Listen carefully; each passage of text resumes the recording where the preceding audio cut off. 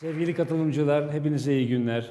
Ben size çok daha basit bir şeyden bahsedeceğim bugün. İçindeki çocuğun, beraber yaşamaktan büyük mutluluk duyduğum ve çok sevdiğim içindeki çocuğun tutkusundan bahsedeceğim. Ben doğduğum günden sonra, daha okula gitmeden çok evvel, annemin babamın bana söylediği kadarıyla, etrafta gezen bütün arabaların markalarını söylermişim. Plymouth, Chrysler, Chevrolet falan. Ve kimse anlamazmış, bu çocuk okuma yazma bilmiyor, nereden bunları biliyor diye. Bu tutku bu çocuk hiçbir zaman bu tutkuyu bırakmadı ve devam etti benimle beraber. Sonuç itibariyle 1990 senesinde yurt dışında yaşıyordum. Türkiye'ye gelip giderken Klasik Otomobil Kulübü'nü kurdum. Sebep, her geldiğimde bir sürü insanla tanışıyorum. Bunlar bir sürü arabaları var. Bir tane, 10 tane, 5 tane önemli değil. Birbirlerini tanımıyorlar. Arada bir connectivity yok, bir networking yok, bir beraberlik yok. 90 senesinde Klasik Otomobil Kulübü'nü kurdum. Ve bu kulübü kurduktan sonra da Türkiye'ye döndüm. Türkiye'deyken benim inandığım bir şey bir kulübü kurmak. O kulübü kurduktan sonra bir dönem başkanlık edip kenara çekilmek. Çünkü kimsenin babasının malı değil bu. Senden sonra gelen arkadaşın belki senden çok daha iyi bir katkısı olacak. Bu kulüp çok daha güzel gelişecek. Onu uyguladım. Yönetim kurulunda birkaç sene kaldım ve destek verdim. Neyse, bu arada kulüple alakalı internasyonel bir standartizasyon kabul ettirdik. FIVA'nın Türkiye uzantısı olduk. Türkiye'den geçen bir sürü internasyonel eventlere, yarı rallilere destek verdik. Bir tanesi de Pekin-Paris rallisiydi. Bu nedir? 1907 senesinde Prens Borghese bir İtalyan marka arabayla 5 kişi Pekin'den Paris kadar yarış yapmış. 1997, 2007, 3. yarış. 2007 senesinde 40 senelik dostum Erdal Tokcan'a dedim ki yapıyor muyuz? Bu sene yapmayalım, işlerimiz biraz ağır dedi. Haklısın dedim. Ve 2010 senesinde bu açıklandığı anda Erdal'a telefon ettim. 2010 yapıyor muyuz dedim. Tabii ki dedi ve bizim için orada iş bitti. 15.000 kilometre 37 gün. Ama başı sonu 2 ay. Yapıyoruz dedik ve biz yola çıktık. Fakat biz bunun kararını verdik. Dedik ki biz büyük keyif alacağız. 2 tane büyük kıtadan geçeceğiz. Bu 2 büyük kıtada keyif alacağız. Ama içinde yaşadığımız toplumun büyük sorunları var. En büyük sorun nedir? %50'si 25 yaşın altında bir toplumda yaşıyoruz. Eğitim. Bilmiyorum, bunu maalesef basın açıklamıyor. 2.300.000 tane çocuğumuz, kardeşimiz, yeğenimiz her sene liseyi bitiriyor. Üniversiteye gitmesi lazım. Biliyor musunuz? %40'ı yalnız üniversiteye kendi parasıyla gidebiliyor. %10'u vakıflar ve hayırsever vatandaşlar. Aramızda eminim bir sürü insanın kendi cebinden verdiği aylık bir destek var bu okuyan kardeşlerimize. Fakat %50'si bu üniversite dahil hangi üniversiteyi kazanırsa kazansın, bugün Türkiye'de 152 tane üniversite var, hiçbir tanesine gidemiyor. Aylık aldıkları para 180 lira. Bu 180 lira bu çocukların önünü ya açıyor ya açamıyor. Tamam dedik, biz dedik gideceğiz, bütün aldığımız sponsorluk parasının %100'ünü eğitime vereceğiz. Araştırdık, aralarında giderleri en düşük olan Toplum Gönülleri Vakfı İbrahim Betil Bey'in kurduğu ikinci vakıf, Toplum Gönülleri Vakfı'na vereceğiz dedik. Ve 18 ayımı ben bu işe verdim, haftanın 3 gününe. Gittim, tanıdığım bir sürü arkadaşlarım, CEO, yönetim kurulu başkanı, genel müdür. Lütfen, oturdum karşılarına, lütfen dedim bana $10.000, kriz var, hepimizin içinde olduğumuz bir yer, $10.000 para verin bu çocukların eğitimi için. Fakat zamanı dakika tuttum buraya gelmeden evvel. Pekin'den Paris'e Anadolu'la gideceğiz, $10.000, 3 saniye. İnmiyor, aşağı inmiyor. Baktılar, teşekkür ettiler. Sonunda dedim ki kabahat bende ve bu haritayı yaptım. Bu haritayla gittim hepsinin karşısına, gösterdim. Bakınız dedim, Pekin'den biz yola çıkacağız. Pardon, affedersiniz. Pekin'den yola çıkacağız. Neredeyiz? Pekin'den yola çıkacağız ve Paris'e gideceğiz. 15.000 kilometre, 37 gün. Lütfen. Bunu görünce tamamıyla tutumları değişti ve başladılar bizi desteklemeye. Biz Çin Seddi'nden start aldık, arkasından Gobi Çölü. Gobi Çölü zaten her şeyin başı ve sonuydu. Gobi çok enteresan bir yer. Diyor ki, hoş geldin diyor Gobi Çölü size. Benle beraber yaşa, burada mutlu ol, bunun keyfini al. Geceleri neredeyse gökten yıldızları alıp aşağı indirecek durumdasınız. Aydesiniz keza. Çok keyifliydi, çok müthişti. Fakat her gün 700 kilometre bu gördüğünüz yollarda yol yok. Çukur tarlası, taş tarlası ve inanılmaz kum yığınları. Nehirlerden geçtik. Burada nehirden çıkıyoruz. Bakınız Türk bayrağının seviyesindeydi girdiğimizde nehirdeki yol. Diyeceksiniz ki niye Anadolu? Rally komitesine ben müracaat ettiğimde çok keyif aldılar. Dediler ki ilk defa Türkiye'den bir ekip geliyor ama lütfen bize çok enteresan bir araba getirin. Ben klasik Anadolular Akropol'de yarıştığım için hay dedim. Anadolu teklif ettim. Anında 3 dakika içinde fantastik diye bir e-mail geldi, kabul ediyoruz diye. Ve inanmayacaksınız ama emin olun böyle 64 olan yaş limitini imalat tarihi itibariyle 68'e çektiler. Ve biz Anadolu'muza girdik ve herkes bakıyor bu ne diye. Derken Gobi'nin ta kendisi. Gobi'de birinci gün, ikinci gün, her gün 700 kilometre, 12 saat, üçüncü gün, dördüncü gün, beşinci gün çok keyifli. Ama altıncı gün geliyor. Aman Allah'ım ne olacak, bitmeyecek mi diyorsunuz? Bitmeyen bir ufuk gördüğünüz gibi. Yani incin top oynuyor. Büyük de tabii burada bir sorun var.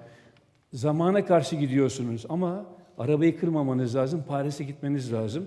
Dolayısıyla Erdal aramızda en çok kullandığımız kelime yavaş oldu, yavaş. Direksiyona oturan dişleri uzuyor. Zzz oluyor. Ötekisi yapma diyor.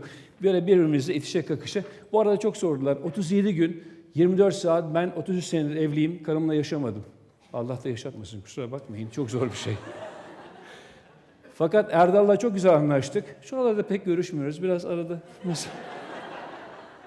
Çünkü ben bir şey yanlış yaptığım zaman Erdal bana, Erdal yaptığında ben Erdal'a. Hocam bak bu işi böyle yapıyorsun ama doğru olmadı demek medeniyetinde, yani medeni yakışımda bulunduk. Karşı tarafta fazla bir ses etmedi ve hiç kavga etmeden bitti.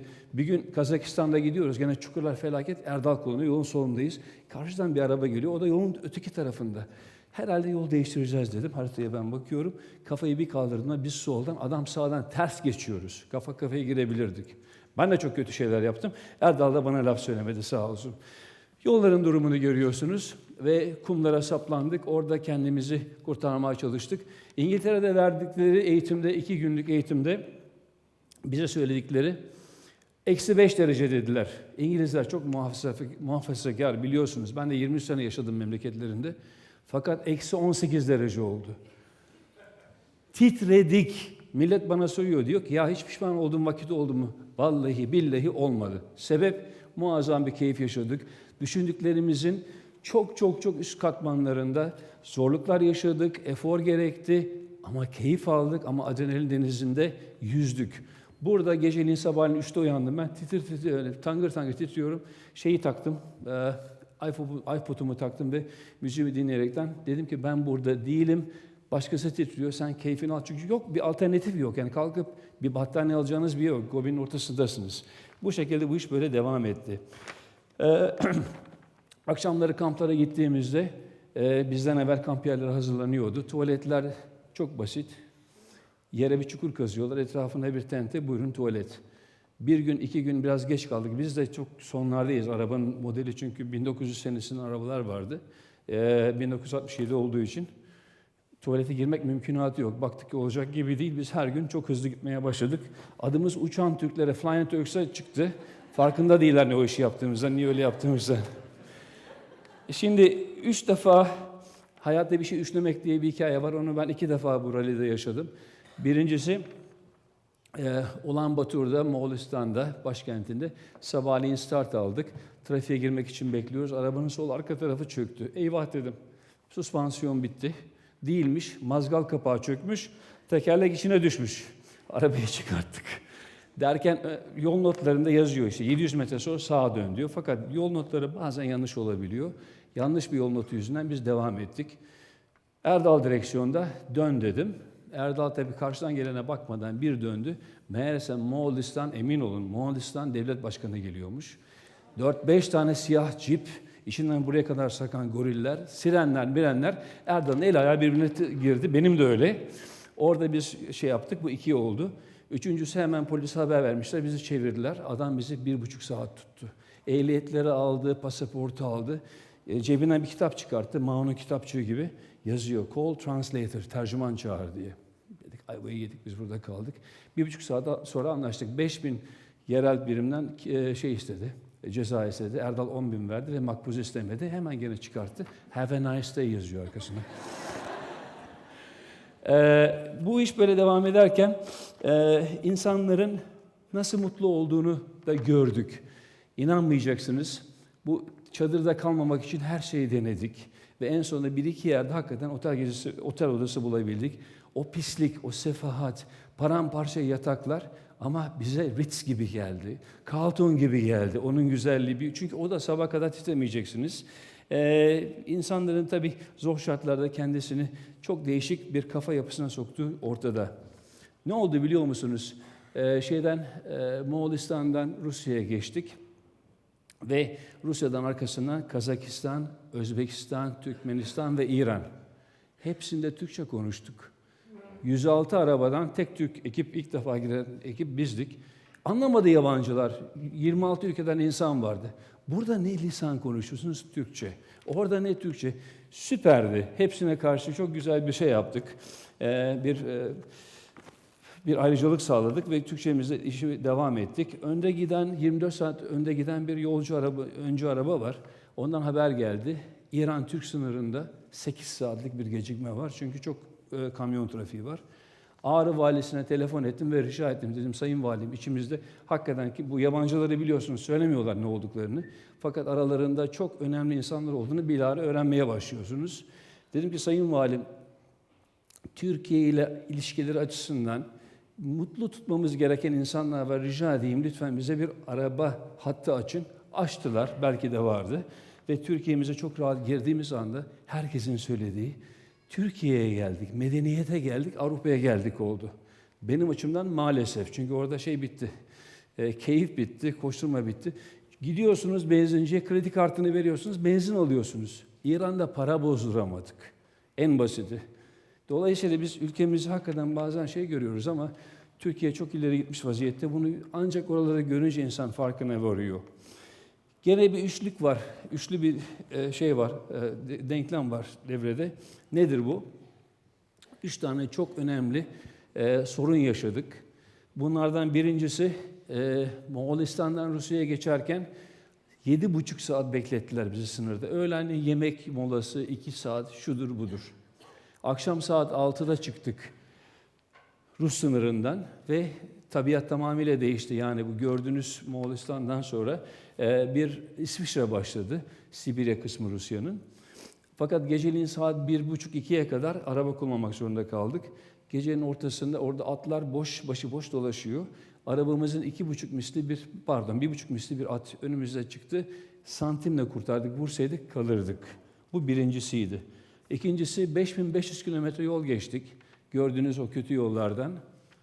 Almaty'de rutun en önemli ve en önemli demeyeyim en rahat otelinde Intercontinental'de kalacağız. Arabayı otelin önüne park ettik, bavulları aldık, geri geldik. Motor çalışmadı, yağ pompası bozulmuş. Önümüzde 2 gün vardı. Bu 2 günde de hemen Türkiye'den pompayı getirdik, taktık. Gene problemsiz yolumuza devam ettik. Üçüncüsü ise fiberglass araba, belki bilenleriniz farkındadır. Fiberglass arabamızın Yunanistan'da yollar çok kaygandı. Kaydık ve ağaca vurduk. Ve maalesef ağaca vurduğumuz zaman da arabamızın önünden ciddi bir hasar oldu ve radyatör pervaneye geçti. Radyatörün üzerine şöyle bir delik. Erdal bana baktı, ben Erdal'a baktım. Dedi ki bu iş burada bitti ve ikinci gidiyoruz. Kendi grubumuzda ikinci gidiyoruz. Yapacak bir şey yok. Fakat o anda da rally mekaniklerden biri geldi. Gövde dolgu malzemesiyle orayı kapattı, ısıttı, doldurdu ve yolumuza devam ettik. Ve inandık ki bu $450.000 para toparladık biz bu sponsorluktan. 120 arkadaşımızın, kardeşimizin, yeğenimizin 4 senesi çıktı burada. Emin olun bu 120 çocuğun meleklerin burada olduğumu 3 defa değişik ve yani kurtulması mümkün olmayan durumlardan kendimizi kurtardığımızı inandık ve hala da inanıyoruz biz buna. Bu arada tabii 106 araba içinde 15 tane otomobil belli zamanlarda belli kontrol noktalarından geçerekten kupaya layık görüldü. Orada altın madalyamızı aldık ama ikinci olaraktan da rallimizi bitirme keyfini tabii elde ettik. Bizim için çok önemliydi. Öğrendiğim nedir de sorarsanız yokluk eşittir yaratıcılık. Nasıl oluyor bu iş? Çok basit. Moğolistan'da Koç şehrinde İsviçreli bir bankacının Bentley'nin arka aksı kırıldı. Aks bilenleriniz tarafından anlaşılacaktır. Dövme çelikten yapılan bir malzeme. Kırılan aksı kaynakla birbirine tutturdular ve adam 2000 kilometre daha yaptı yolda parça gelene kadar. İnsanlar yokluk olduğu zaman 74 krizinde Kıbrıs çıkartmasından sonra Türkiye'de sanayisini çok ilerletti. Çünkü hiç kimse Türkiye'ye bir şey vermedi ama biz kendi kendimize yaptık. O günlere geri tabii dönmek istemiyoruz hiçbir şekilde ama yokluk insanları çok yaratıcı yapıyor. Bunu unutmamakta fayda var. Geri döndüğümden beri ne oldu? 7 hafta her gece rüyamda rally'deydim. Uyandığımda hay Allah niye geri geldim? Ben burada ne yapıyorum oldum. O kadar keyif almışım. Hala da tadı damağımda. İnsanoğlunun kendine limit set etmemesi lazım. Ben de hepiniz gibi her sabah kalkıp duşumu alıp temiz iç çamaşırı, dış çamaşırı neyse ki işlerimi giyip çıkmak isteyen bir insan ve yapan bir insanım. Ve kara kara düşündüm rally'e çıkmadan evvel. Ben ne yapacağım burada? 37 gün ne yapacağım? Hele Gobi Çölü 10 günlük bir süreç. Saçımı kestirdim, toz şampuan aldım yanıma, bir sürü gömlek götürdüm, bir sürü iç çamaşırı götürdüm. Sonra bir İngiliz dedi ki kardeşim sen bunları boşuna yapıyorsun. Burada sen duşunu şu anda alsan bile gene aynı toz toprak işine gireceksin. Gene felaket bir halde olacaksın. Değişen bir şey yok. Ben buraya 2 tane tişört, bir tane blue jean'le geldim. At hepsini dedi. Ben de hepsini attım. Ondan sonra 6 gün, daha evvelden belki söyledim size, 6 gün ayakkabımı dahi çıkartmadan yaşadım. Hiçbir şey olmuyor. Emin olun hiçbir şey olmuyor. Yalnız 6. gün çıkardığımda gömleğim kolalı gibiydi. Böyle kendi başına duruyordu. Son olaraktan da şunu söylemek istiyorum. Ne değişti hayatımda? İnanmayacaksınız. Etrafımdaki insanların bana bakış açısı çok değişti. Rally'e gitmeden evvel herkesle konuşuyordum. İşte müzakere ediyorduk, münakaşa ediyorduk. Karşılıklı geri geldim. Ben de söyledim tamam diyorlar. 1, 2, 3 uyandım. Bu adam deli diyorlar. Bunu da yaptığına göre her şeyi yapar ona göre diyorlar. Teşekkür ederim.